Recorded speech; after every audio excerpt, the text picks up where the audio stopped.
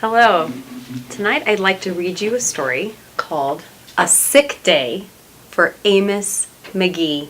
This story was written by Philip C. Steed. The illustrations by Aaron E. Steed. Amos McGee was an early riser. Every morning, when the alarm clock clanged, he swung his legs out of bed and swapped his pajamas for a fresh, pressed uniform.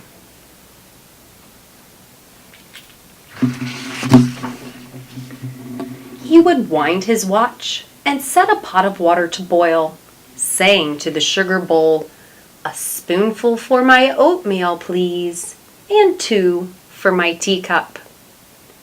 Belly full and ready for the workday, he'd amble out the door. Every day, Amos waited for the number 5 bus. "Next stop, City Zoo," the bus driver would call. 6 a.m. "Right on time," he'd reply. Amos had a lot to do at the zoo, but he always made time to visit his good friends.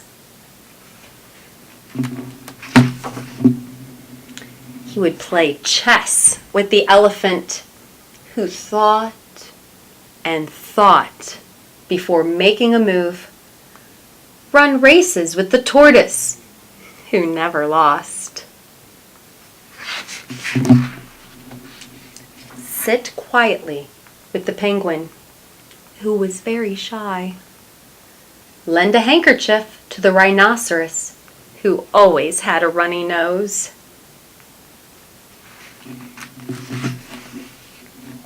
And at sunset, read stories to the owl, who was afraid of the dark. One day Amos awoke with the sniffles and the sneezes and the chills. He swung his achy legs out of bed, curled them back again and said, "Oh, I don't feel good. I don't think I'll be going to work today." Meanwhile, at the zoo, the animals waited for their friend. The elephant arranged his pawns and polished his castles. The tortoise stretched his legs and limbered up.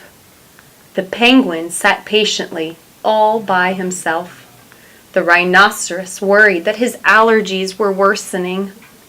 The owl, perched atop a tall stack of storybooks, scratched his head with concern. "Where's Amos?" the animals wondered.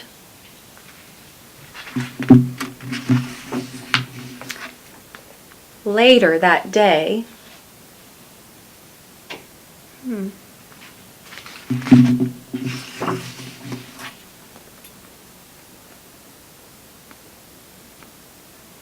I wonder what they're waiting for. Maybe the bus. Let's find out. Right on time, I bet.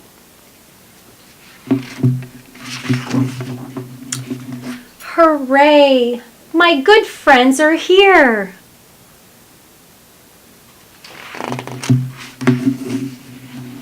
The elephant prepared a game of chess. Amos thought and thought before making a move. "I'm too tired to run races today," said Amos to the tortoise. "Let's play hide and seek instead." The tortoise hid inside his shell. Amos hid beneath the covers.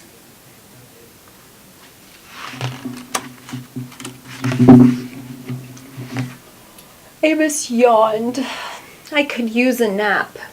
The penguin sat quietly, keeping Amos's feet warm. Achoo! Amos awoke with a sneeze. The rhinoceros was ready with a handkerchief.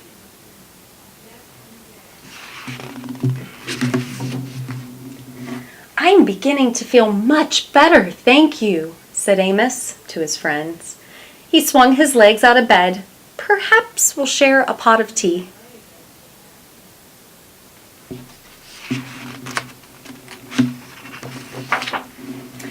Amos wound his alarm clock. It's getting late. After all, We have a morning bus to catch." So Amos said, "Good night" to the elephant, "Good night" to the tortoise, and "Good night" to the penguin, and "Good night" to the rhinoceros, and "Good night" to the owl, who, knowing that Amos was afraid of the dark, read a story aloud before turning off the light.